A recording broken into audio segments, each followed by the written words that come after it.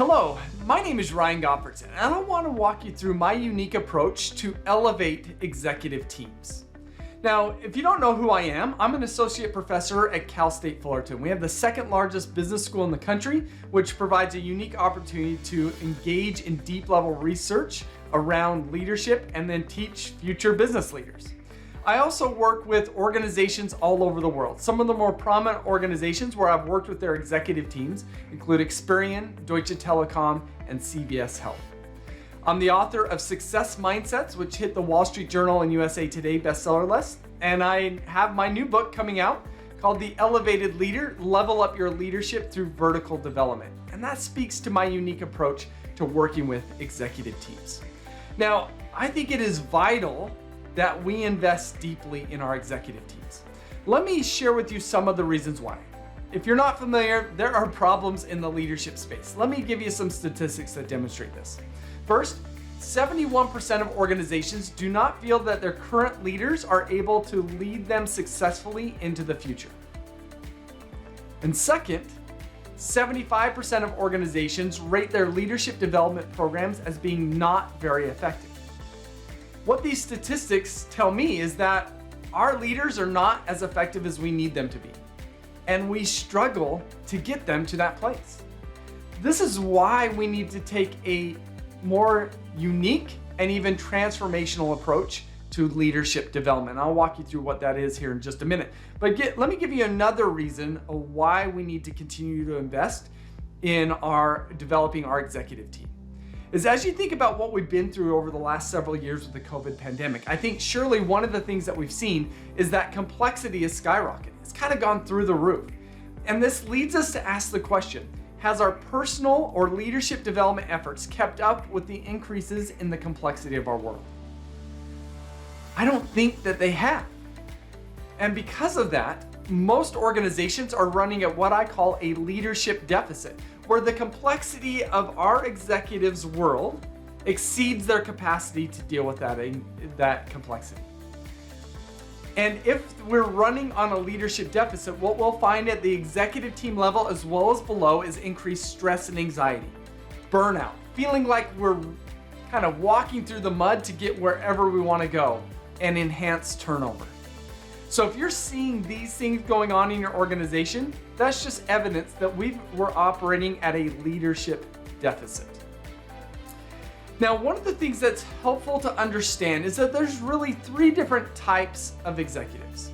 One type of executive is what I would call good soldiers. These are executives that are programmed to stay safe, comfortable, and feel like they belong. Oftentimes, these are executives that they want to just do what shareholders or other stakeholders expect them to do.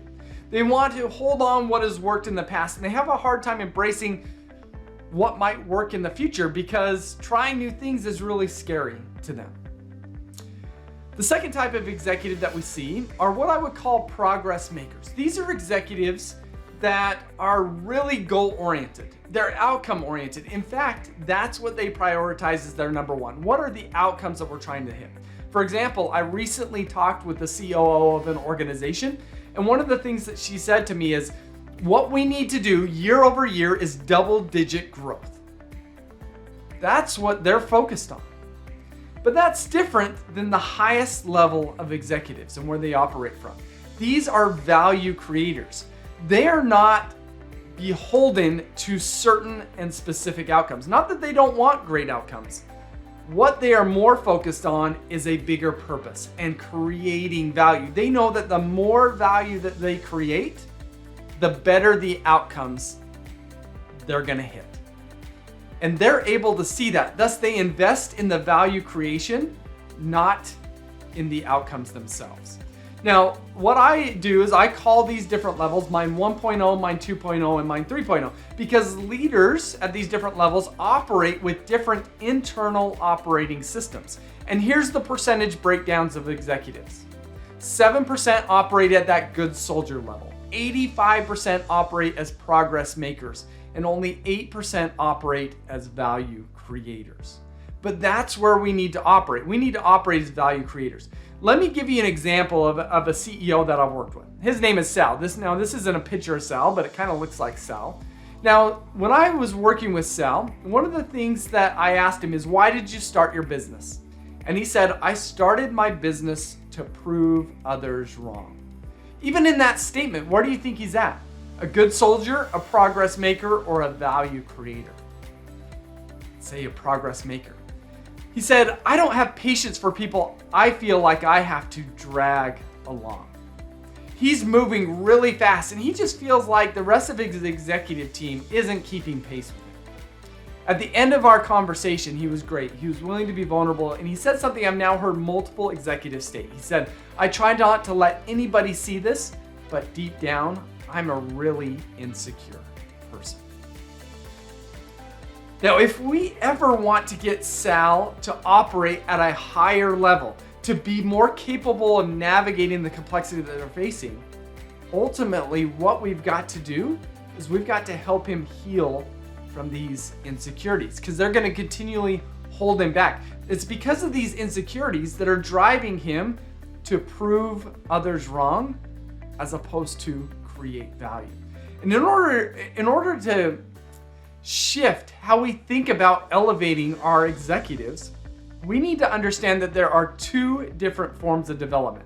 There's horizontal development and there's vertical development. Now, 95%, if not more, of all leadership development is horizontal development. Horizontal development is adding new knowledge, skills, and competencies to what we have. The focus is on helping us to do more. It's kind of like adding an app onto an iPad.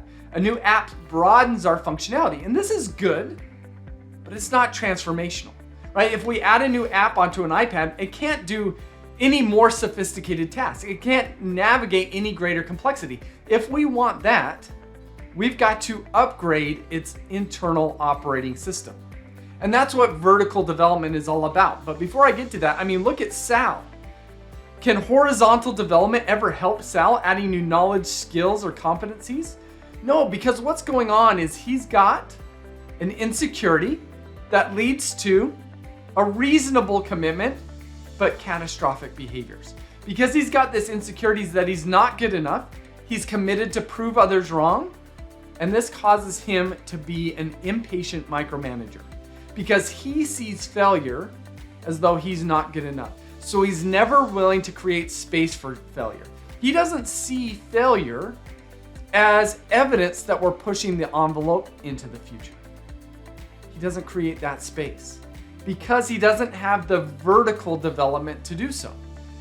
If we want Sal to elevate, we've got to upgrade his internal operating system. Now, vertical development is elevating our ability to make meaning of our world in more cognitively and emotionally sophisticated ways, where we see failure not as something to avoid or not an indication of our own worth, but an opportunity to learn, grow, advance, and improve. And that just takes an upgraded internal operating system.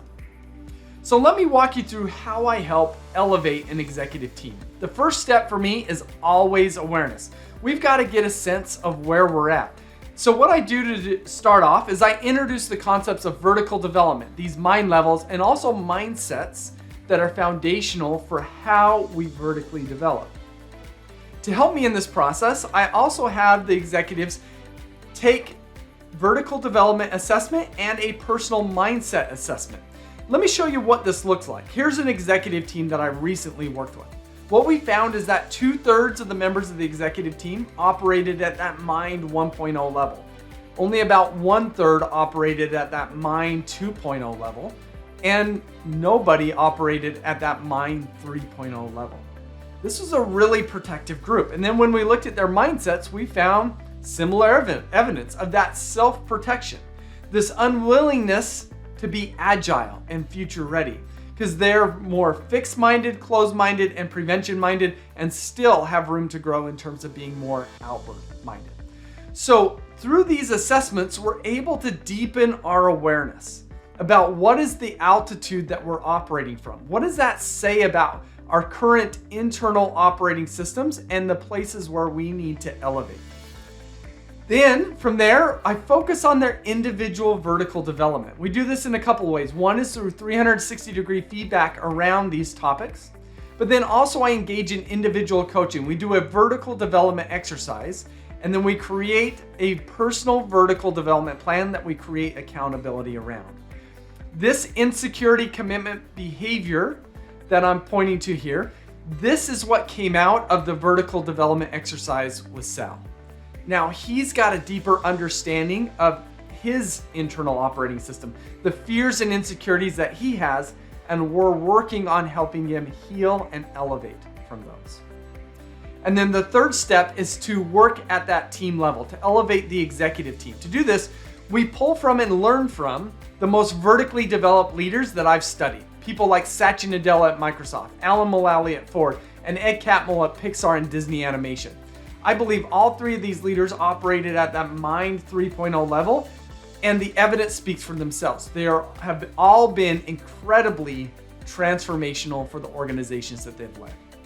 And we focus on some focal topics such as purpose, values, psychological safety, and accountability.